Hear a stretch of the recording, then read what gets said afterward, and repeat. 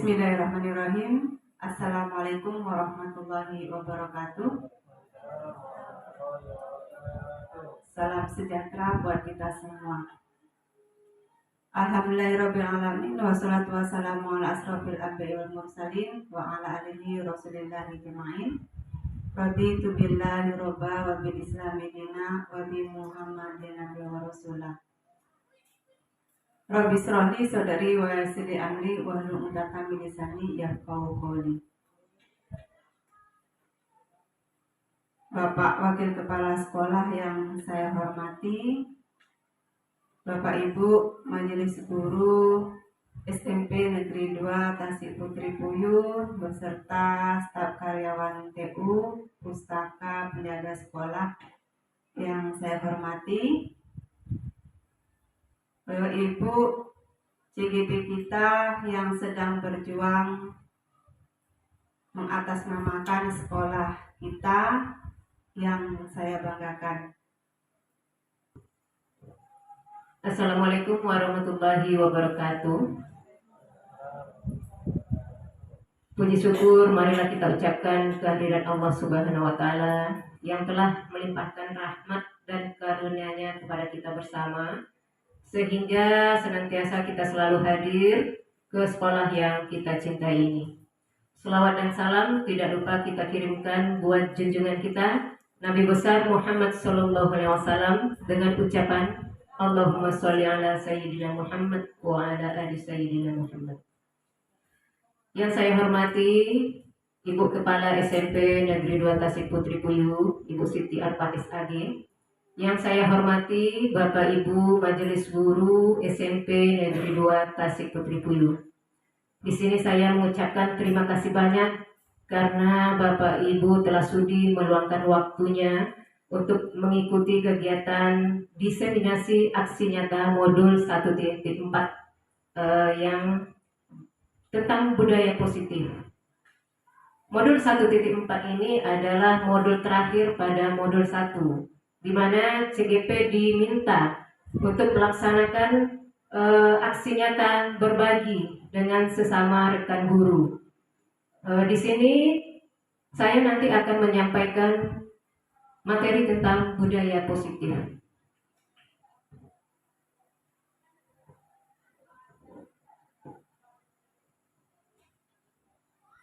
Sebelum saya menyampaikan materinya Bapak Ibu, di sini ada beberapa pertanyaan pemantik.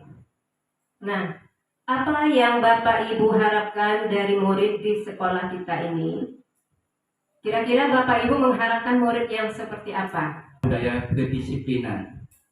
Karena bagaimana kita menerapkan sama siswa bisa menerima seperti apa dan terima kasih Bu Yuli.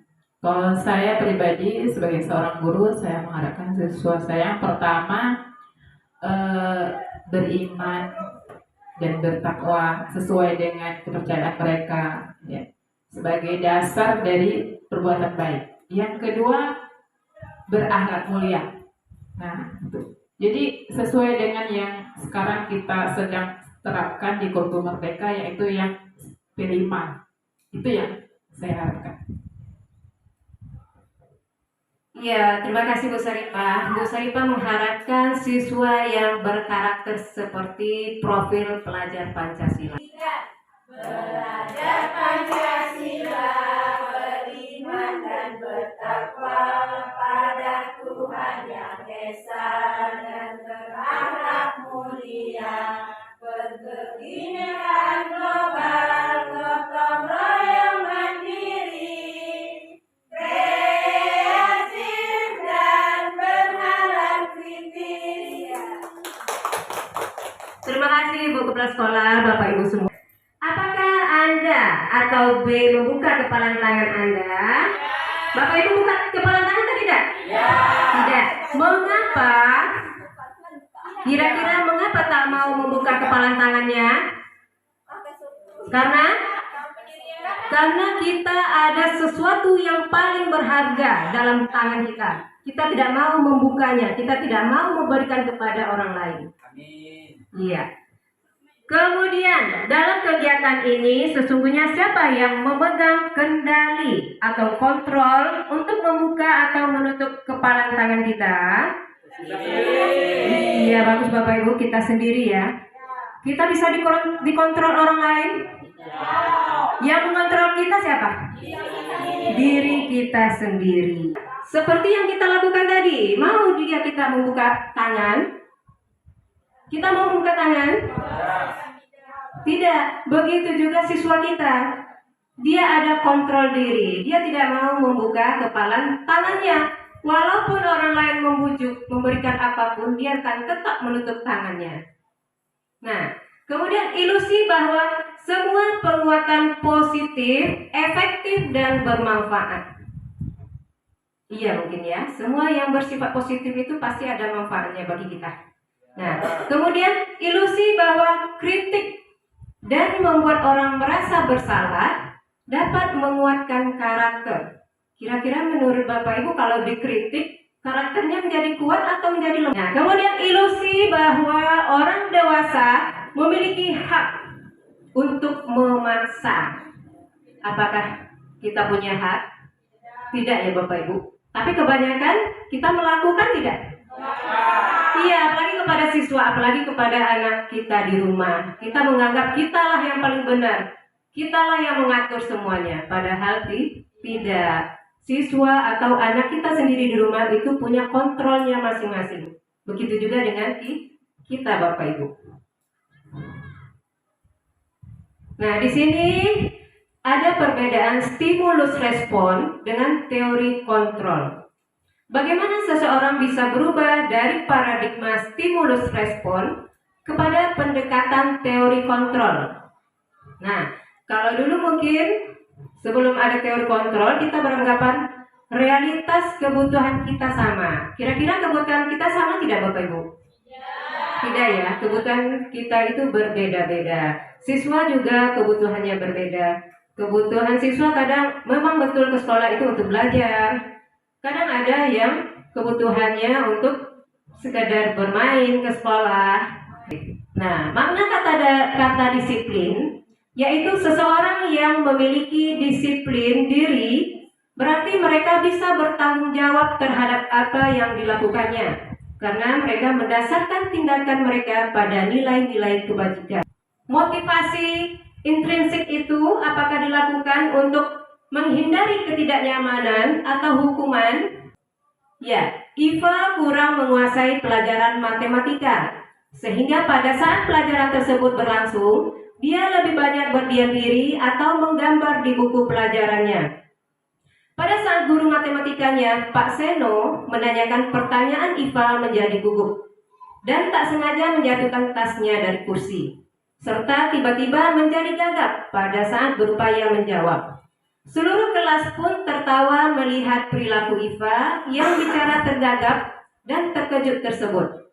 Pak Seno pada saat itu membiarkan teman-teman Iva menertawakan Iva yang tergagap dan malu luar biasa. Dan malahan minta Iva untuk maju ke depan dan berdiri di depan kelas sambil menunjuk hidungnya karena tidak bisa menjawab pertanyaan Pak Seno. Kelas makin gaduh dan anak-anak pun tertawa melihat Iva di depan kelas memegang ujung hidungnya. Kira-kira kita pernah melakukan tidak Bapak Ibu? Tidak? Ya. Pertanyaannya, apakah Anda setuju dengan tindakan Pak Seno terhadap Iva? Tidak. Mengapa? Karena menjatuhkan di harga diri Iva. Karena kita telah membuat Iva malu ya Bapak Ibu. Nah, malu di depan teman-temannya. Kemudian, menurut Anda, tindakan Pak Seno terhadap Iva adalah sebuah hukuman atau konsekuensi? Hukuman atau konsekuensi? Iya, hukuman ya Bapak Ibu.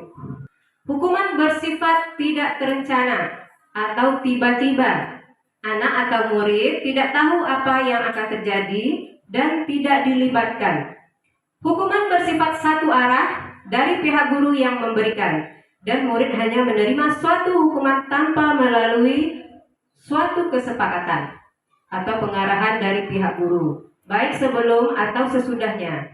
Hukuman yang diberikan berupa fisik maupun psikis murid atau anak disakiti oleh suatu perbuatan atau kata-kata. Jadi hukuman ini Bapak Ibu dampaknya itu kepada fisik, kepada psikis anak. Karena kita telah menyakiti mereka baik dari verbal atau kata-kata ataupun secara fisik langsung memukul.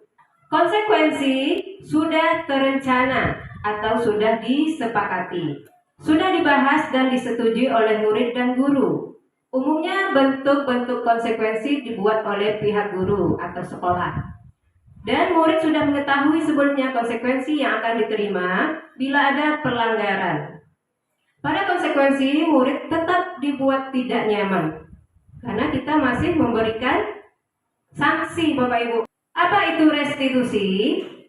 Restitusi adalah proses menciptakan kondisi bagi murid untuk memperbaiki kesalahan mereka dengan karakter yang lebih kuat. Restitusi juga merupakan proses kolaboratif yang mengajarkan murid untuk mencari solusi untuk masalah mereka dan membantu murid berpikir tentang orang seperti apa yang mereka inginkan dan bagaimana mereka harus memperlakukan orang lain. Mungkin siswa di sekolah kita ada yang masih belum disiplin atau masih sekedar bermain-main dalam belajar. Sebetulnya itu ada kebutuhan dasarnya yang belum terpenuhi. Nah, kebutuhan dasar manusia itu ada 5, Bapak Ibu. Yang pertama, kebutuhan untuk bertahan hidup atau survival. Kira-kira apa kebutuhan kita untuk bertahan hidup? Seperti makan untuk bertahan hidup. Kemudian apa lagi, Bapak Ibu? Istirahat. Kemudian apa lagi? Tidur. Kemudian ibadah. Itu merupakan kebutuhan dasar manusia. Dan ada 5 posisi kontrol yang diterapkan seorang guru, orang tua, ataupun atasan dalam melakukan kontrol. Yang pertama, posisi penghukum. Kita pernah di posisi penghukum, Bapak Ibu? Pernah. Kemudian yang kedua, membuat rasa bersalah. Pernah, Bapak Ibu? Ada membuat orang merasa bersalah? Ada. Saya pernah juga melakukan. Kemudian yang ketiga, posisi teman. Kita menganggap siswa itu sebagai teman. Bagus tidak, Bapak Ibu? Ya, nanti kita lihat. Kemudian yang keempat, pemantau. Kita hanya memantau perilaku siswa. Nah, kemudian yang kelima, posisi manajer. Semoga kita bisa menerapkan posisi manajer, ya Bapak Ibu ya. Nah, ini tadi motivasi. Kalau kita sebagai guru di posisi penghukum atau pembuat orang merasa bersalah, itu motivasinya identitas gagal bagi siswa. Kemudian masih menghindari hukuman dia. Kemudian pada posisi teman atau pemantau, identitasnya berhasil atau sukses, tapi siswa juga masih mengharapkan imbalan atau ketergantungan pada orang lain. Kemudian pada pada posisi manajer, identitas siswa berhasil atau sukses dan dia sudah mampu menghargai dirinya sendiri. Nah, semoga kita kedepannya bisa menerapkan posisi manajer untuk menyelesaikan permasalahan siswa di sekolah. Kemudian selain itu, selain posisi kontrol bagi guru, kemudian ada keyakinan kelas. Mengapa keyakinan kelas? Mengapa tidak peraturan kelas saja? Kira-kira yang kita buat selama ini peraturan atau keyakinan kelas, Bapak Ibu? Peraturan. Kalau peraturan itu siswa tahu tidak kalau kita membuat peraturannya? Tidak, yang membuat hanya kita, siswa tidak tahu. Nah, perbedaan antara keyakinan kelas dengan peraturan kelas adalah peraturan kelas biasanya terbit tanpa persetujuan pihak objek yang harus melaksanakan. Jadi di sini siswa tidak tahu apa yang kita buat. Kita hanya mengharapkan dia mematuhi peraturan. Kemudian keyakinan kelas adalah persetujuan-persetujuan yang dibuat bersama antara guru dan murid. Selanjutnya akan ditaati bersama. Jadi mana yang lebih bermanfaat kira-kira untuk menumbuhkan nilai-nilai kebajikan siswa itu, peraturan atau keyakinan kelas, Bapak Ibu? Ya, di sini ada contoh keyakinan kelas. Nah, pergeseran peraturan kelas ke keyakinan kelas, biasanya kalau peraturan itu kan masih menggunakan kalimat-kalimat negatif, seperti kata-kata dilarang. Dilarang membuang sampah sembarangan di kelas. Nah, kira-kira kalau kalimat yang lebih positifnya apa, Bapak Ibu? Buanglah sampah pada tempatnya. Dari situ kita bisa lihat kalau peraturan itu masih ada larangan atau jangan terlambat masuk kelas. Itu kalimat positif atau kalimat negatif, Bapak Ibu? Kalimat negatif. Nah, kalau sebaiknya kalau di keyakinan kelas kita menggunakan kalimat-kalimat positif yang diharapkan masukan terhadap siswa agar dia tumbuh dengan sendirinya, kesadaran sendirinya untuk melakukan hal kebaikan tersebut. Misalnya di sini contohnya, setiap anggota kelas perlu belajar, perlu senang, perlu melakukan tugas, perlu saling menghargai, perlu merasa aman. Nah, ini dibuat berdasarkan kesepakatan antara murid dengan gurunya atau wali kelasnya. Sehingga dia merasa dia harus meyakini akan peraturan-peraturan yang telah ia buat, peraturan yang telah ia sepakati dengan penuh rasa tanggung jawab. Nah, kemudian misalnya selalu bersikap positif, senantiasa menjadi diri terbaik, percaya dan menghormati orang lain, serta barang milik orang lain. Kemudian bagian hormat, kami meyakini bahwa sangat penting untuk menghormati semua orang dan barang milik orang lain. Bisa juga kita buat di keyakinan kelas itu, Bapak Ibu. Misalnya letakkan kembali barang yang telah dipinjam, atau mengucapkan terima kasih setelah meminjam barang orang lain. Berarti pokoknya kalimat-kalimatnya itu bersifat positif. Kemudian segitiga restitusi. Nah, apa itu segitiga restitusi? Apa bunyinya? Segitiga restitusi?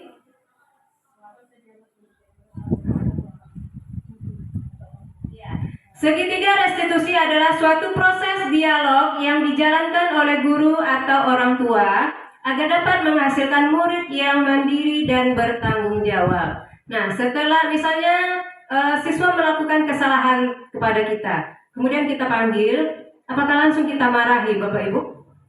Tidak, kita panggil kemudian kita ajak diskusi atau berdialog.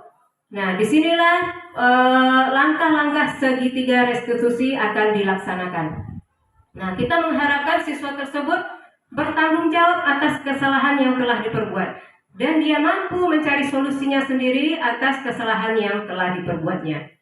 Nah, di sini ada segitiga restitusi. Yang pertama itu adalah menstabilkan identitas. Nah, di sini guru mengatakan kepada siswa, setiap orang itu pasti pernah melakukan kesalahan. Nah, misalnya kita mengatakan kepada murid, ibu juga pernah berbuat salah. Nah, bukan kamu saja yang berbuat salah. Kita semua pasti pernah berbuat salah. Apa tujuan kita mengatakan seperti itu, Bapak Ibu? Supaya siswa tersebut mau menceritakan akar permasalahannya, mengorek-ngorek apa penyebab ia melakukan kesalahan tersebut. Kemudian langkah yang kedua,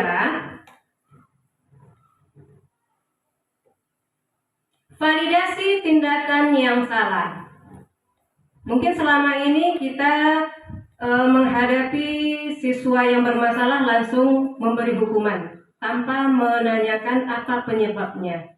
Nah, kalau di segitiga restitusi, kita meminta siswa tersebut untuk mengungkapkan apa penyebab ia melakukan kesalahan tersebut. Misalnya dia terlambat. Nah, kita tanyakan kepada siswa tersebut kenapa dia bisa terlambat. Apa yang membuatnya bisa terlambat datang ke sekolah. Nah, kemudian pada langkah akhir yaitu menanyakan keyakinan kelas. Nah, setelah kita nasihati, nanti ada pertanyaan mengenai sudah sesuaikah dengan keyakinan kelas kita. Mudah-mudahan kita kedepannya bisa menerapkan segitiga restitusi ini dalam menghadapi siswa yang bermasalah.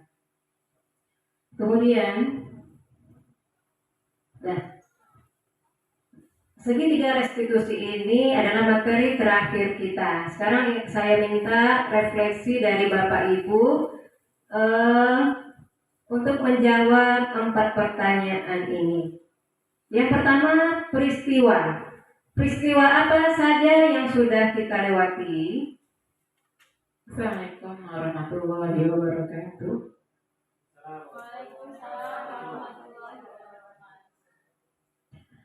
Baiklah, peristiwa apa saja yang sudah kita lewati dari yang sudah kita tonton tadi, video yang sudah Ibu Sri Wahyudi, bahwa di situ kita tadi dihadapkan oleh siswa yang bermasalah dan cara-cara menanganinya.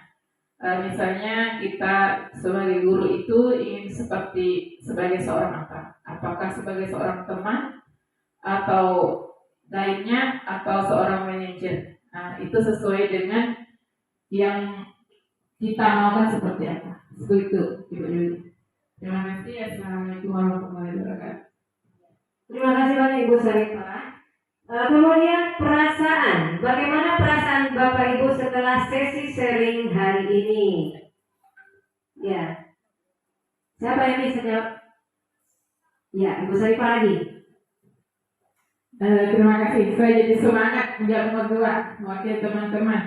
Perasaan saya pada hari ini bagaimana ya? Dari mulainya tidak tahu tentang materi budaya positif, saya jadi lebih tahu, dan selama sesi berlangsung itu banyak sekali, saya merasa sangat senang, banyak sekali ilmu dan pengetahuan baru yang saya dapatkan.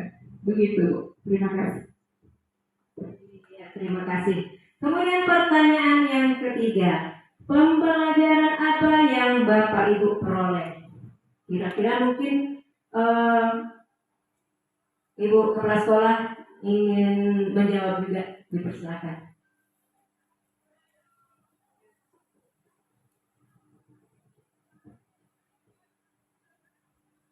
Terima kasih atas waktu yang diberikan.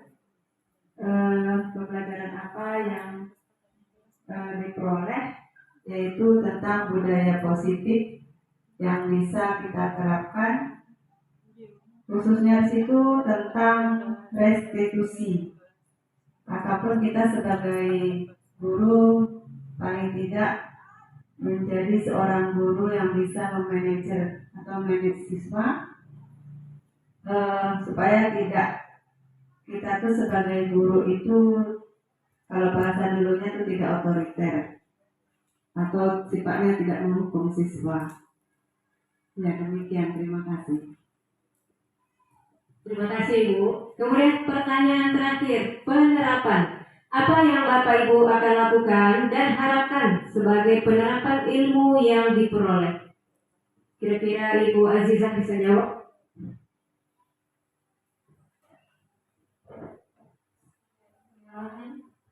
Terima kasih kesempatannya Ibu Yuli. Di sini saya akan menjawab apa yang Bapak Ibu akan lakukan dan harapkan sebagai penerapan ilmu yang diperoleh.